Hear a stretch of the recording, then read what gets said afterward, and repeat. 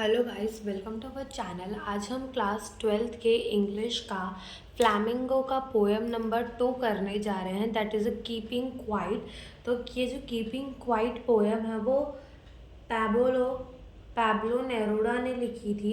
ठीक है, तो कहा जाता है कि ये जो हमने पोएट थे पैब्लो नेरूडा, वो है ना हमेशा ग्रीन कलर की इंक से लिखा करते थे। ग्रीन कलर की इंक से लिखने का उनका ये मतलब होता था कि उनके मन में जो है होप रहती थी कि सब कुछ फिर से सही हो जाएगा। ठीक है, इसीलिए वो अक्सर ग्रीन इंक से ही लिखा करते थे। ठीक है, तो इस पोएम में जो उन्होंने दिया है, उन्होंने हमको क्या बताया है, हमें चुप रहना सिखाया और इंट्रोस्पेक्शन यानी कि हमें इंट्रोस्पेक्ट यानी कि हमें चुप रहकर हम खुद मतलब हम कैसे हैं, हम क्या रह रहे हैं, हमारी जो एक्टिविटी उससे क्या असर पड़ रहा है, वो अच्छी चीज़ें कर रहा है या बुरी चीज़ें कर रहा है। यानी कि खुद को इंट्रोस्पेक्ट करें थोड़ा देर शांत रखकर, और हम क्या करें, एक म्यूचुअल अंडरस्टैंडिंग की फीलिंग अपने अंदर लाए, जिससे हम एक दूसरे की हेल्प करें और इस जो वर्ल्ड है उसको थोड़ा अच्छा बना पाए। तो इस पोएम में उन्होंने यही बताया। तो स्टार्ट करते अपनी पोएम को। तो पढ़ते हैं।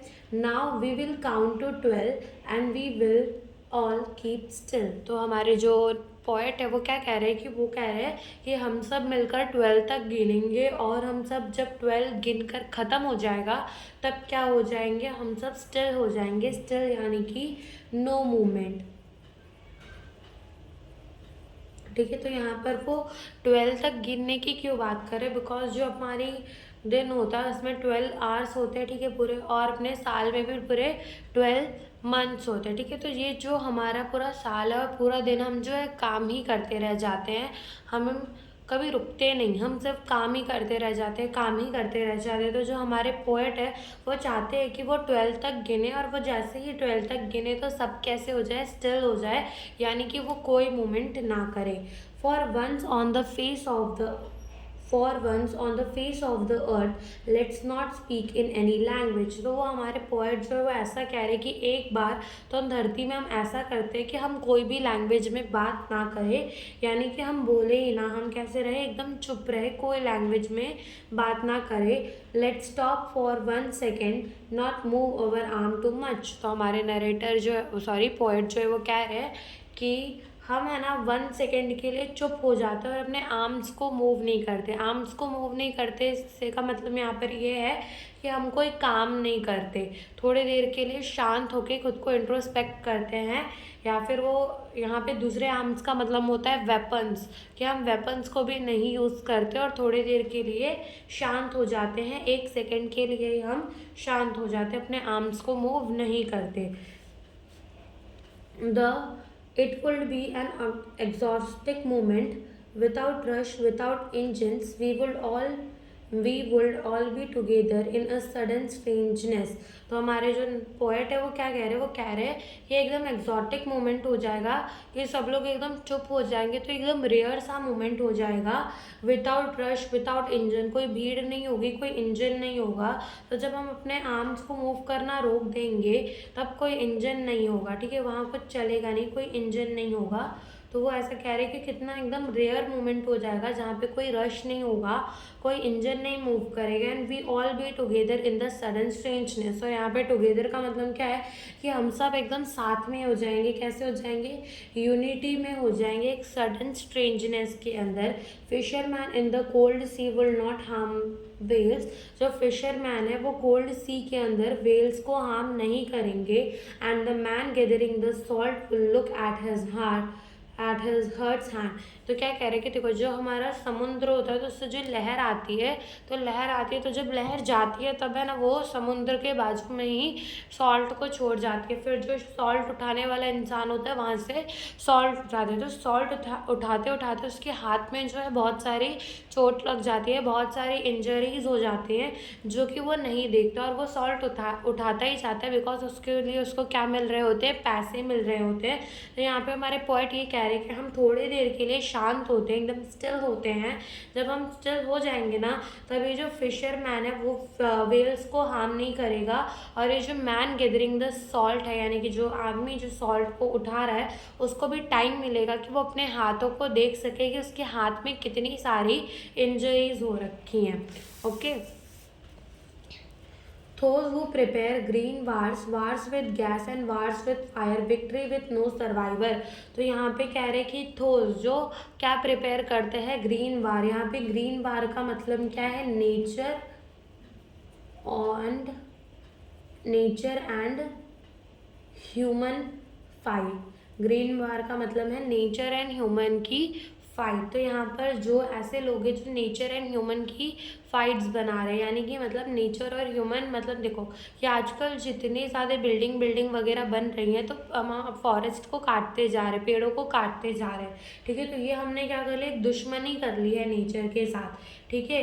वार विद द गैस और वार विद द फायर से मतलब है सोल्जर के वार, आर्मी वालों के वार जो हो गए, जो वो सोल्जर वो गैसेस से करते हैं, फायर यानी कि बम वगैरह से करते हैं, तो वो हो गए अपने wars with fire, victory with no survivor. यानी कि जो यहाँ पर हमारे नरेटर है वो कह रहे हैं कि यहाँ जीत तो है, बट ऐसी जीत है कि जहाँ हम जीत कर भी हार जा रहे हैं। यानी कि देखो जब पेड़ों को काटा जा रहा है तो हम जीत तो गए, हमने बड़ी बड़ी बिल्डिंग्स बना ली, बट हमें पता है कि पेड़ के बिना हम जी भी नहीं सकते।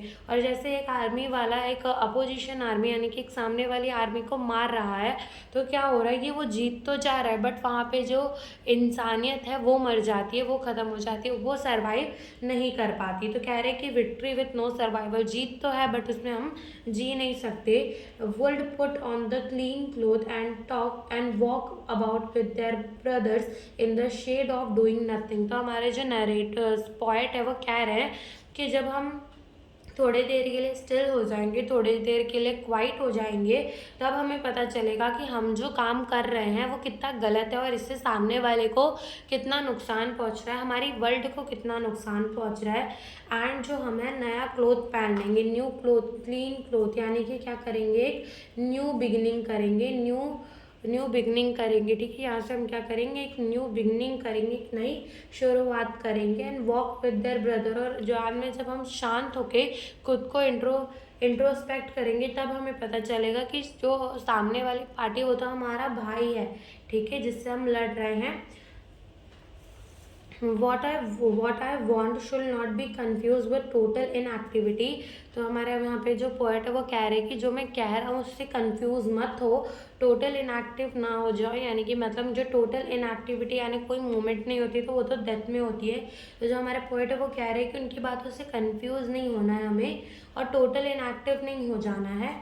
Life is what it is about. I want no truck with death.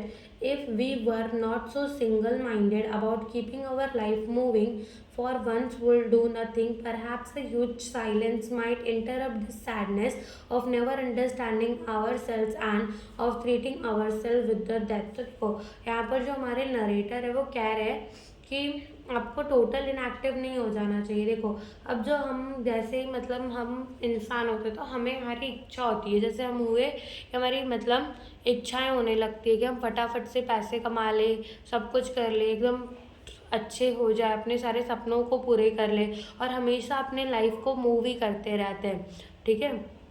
तो जो कि हमें नहीं करना चाहिए। और ऐसा हम क्यों करते, क्योंकि कहीं ना कहीं हमें डर है कि हमें एक दिन मरना पड़ेगा। दैट्स वाई हम अभी से सब अपने आने वाली जनरेशन्स के लिए जोड़ के रखते हैं, क्योंकि हमें पता होता है कि एक दिन तो हमें मरना ही है, ठीक है। इसका मतलब हम डरते हैं मरने से। तो हमारे जो पोएट है वो कह रहे हैं कि अगर हम इतने सिंगल माइंडेड नहीं होते, single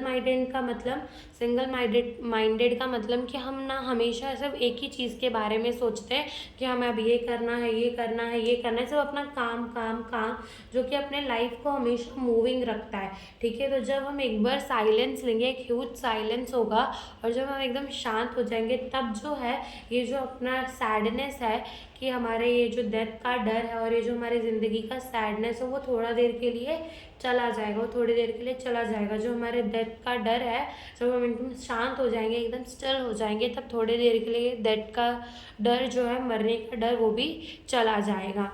Perhaps the earth can teach us when everything seems dead and later proves to be alive। तो हमारे जो नरेटर पोएट है वो कह रहे हैं कि अर्थ हमें बताता है, अर्थ हमें टीच करता है, ऐसा लगता है कि सब कुछ ख़त्म हो चुका है बट वो फिर से अलाइव हो जाता है, फिर से ज़िंदा हो जाता है। तो इसमें कैसा होता है कि देखो विंटर के टाइम में सब कुछ कैसा होता है, बर्फ़ हो जाता है, जो समुद्र का लेक का पानी होता है वो जम जाता है, ठीक है। सब कुछ एकदम कैसा हो जाता है जैसे डेथ हो चुकी है, कोई मूवमेंट नहीं होती नेचर के अंदर, ठीक है। अर्थ के अंदर भी कोई मूवमेंट नहीं होती विंटर्स के टाइम। फिर उसके बाद अपना समर का टाइम आता है, फेब्रवरी में स्प्रिंग सीजन आता है, तो एवरीथिंग कैसा हो जाता है, सब कुछ एकदम पहले जैसा हो जाता है। दैट इज़ जो हमारी अर्थ होती है वो है ना, एक नई बिगनिंग करती है, फिर से मरकर वो फिर जिंदा होती है, ठीक है। Now I will count up to 12 and you keep quiet and I will go. अब यहाँ पे हमारे जो नरेटर है वो क्या कह रहे हैं कि अभी मैं 12 तक गिनूंगा, मैं 12 तक गिनूंगा, ठीक है। एंड तुमको क्या होना है, चुप हो जाना और मैं यहाँ से चला जाऊँगा। यानी कि यहाँ पे कहने का मतलब ये है हमारे पोएट का कि अब जो है उन्होंने समझा दिया कि हम जो कर रहे हैं वो कितना गलत है, हम खुद को इंट्रोस्पेक्ट नहीं कर रहे, हम खुद को ही नहीं समझ रहे, हम म्यूचुअल अंडरस्टैंडिंग ही नहीं रख रहे। तो हमारे जो पोएट है वो कह रहे हैं कि अब उन्होंने समझा दिया है कि क्या क्या हो रहा है, क्या क्या नहीं। अब हमारा काम क्या है कि हमको खुद को इंट्रोस्पेक्ट करना है, खुद को समझना है और म्यूचुअल अंडरस्टैंडिंग बनानी है, अपने अर्थ को हार्म नहीं करना है। तो यही हमारा पोएम था। Thank you for watching the video.